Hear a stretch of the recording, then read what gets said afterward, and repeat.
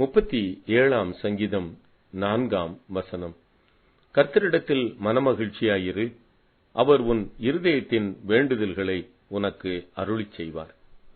பிரியமானவர்களே, உன் இருதயத்தின் வேண்டுதல்களை கர்த்தர் உனக்கு அருளிச் செய்வார் என்று வாக்கு கொடுக்கிறார். ஆனால் இப்படிப்பட்ட வாக்குத்தத்தங்களை பெற்றும் நம்முடைய வேண்டுதல்கள் நிறைவேறவில்லை என்ற ஆதங்கம் பலருக்கு உண்டு. தாவீதின் வாழ்க்கையிலிருந்து ஒரு சம்பவத்தை விளக்க விரும்புகிறேன்.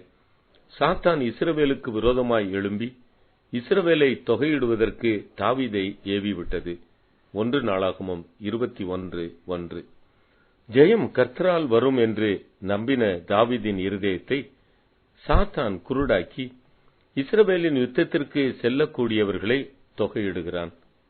யோவாப் இதற்கு மறுக்க தாவீதின் கை ஓங்குகிறது. அவன் தொகையிட்டு தாவீதினிடத்தில் அறிவிக்கிறான். 2 சாமுவேல் 24 அதிகாரத்தை வாசித்து பாருங்கள். 10 வசனத்தில் தாவீதின் இருதயம் வாதிக்கப்படுகிறது. கர்த்தருக்கு விரோதமாய் பாவம் செய்தேன், என் அக்கிரமத்தை மன்னியும் என்று கதறுகிறான்.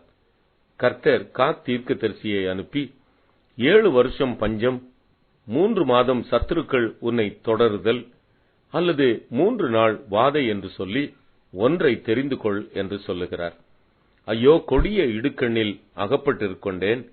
மனிதர் கையில் விழுவதை பார்க்கிலும் கர்த்தருடைய கையில் விழுவேன், அவரிடத்தில் திரளான இரக்கம் உண்டு என்று 3 நாள் வாதையை தெரிந்து கொள்ளுகிறான். வாதை தேசம் எங்கும் பரவுகிறது. தான் முதல் பெயர்செபா வரைக்கும் சங்கார தூதன் வாதையில் அகப்பட்ட 70,000 பேரை சங்கரிக்கிறான். எருசலேமுக்கு வந்து சங்கரிக்க வருகிறான். கர்த்தர் போதும் நிறுத்து என்று சொல்லுகிறார். எங்கும் வாதை, சங்காரம். ஆனால் எருசலேமில் வாதைதான், சங்காரம் இல்லை. கர்த்தரிடத்தில் மீண்டும் விண்ணப்பிக்கிறார். ஐயோ, நான் தானே பாவம் செய்தேன், நானும் என் தகப்பன் வீட்டாரும் தானே தண்டிக்கப்பட வேண்டும்.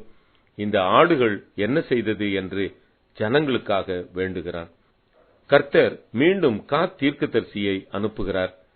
அவர் வந்து தாவீதிடம் ஒரு பலிபீடத்தை உண்டாக்கு என்று சொல்லுகிறார். தாவீது உடனடியாக ஒரு பலிபீடத்தை உண்டாக்குகிறார். சமாதான பலிகளையும் சர்வாங்க தகன பலிகளையும் செலுத்துகிறார்.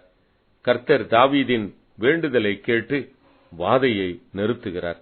ஆம் பிரியமானவர்களே, உன் வேண்டுதல் கேட்கப்பட உன் பலிபீடத்தை செப்பனிடு அல்லது பலிபீடத்தை உண்டாக்கு.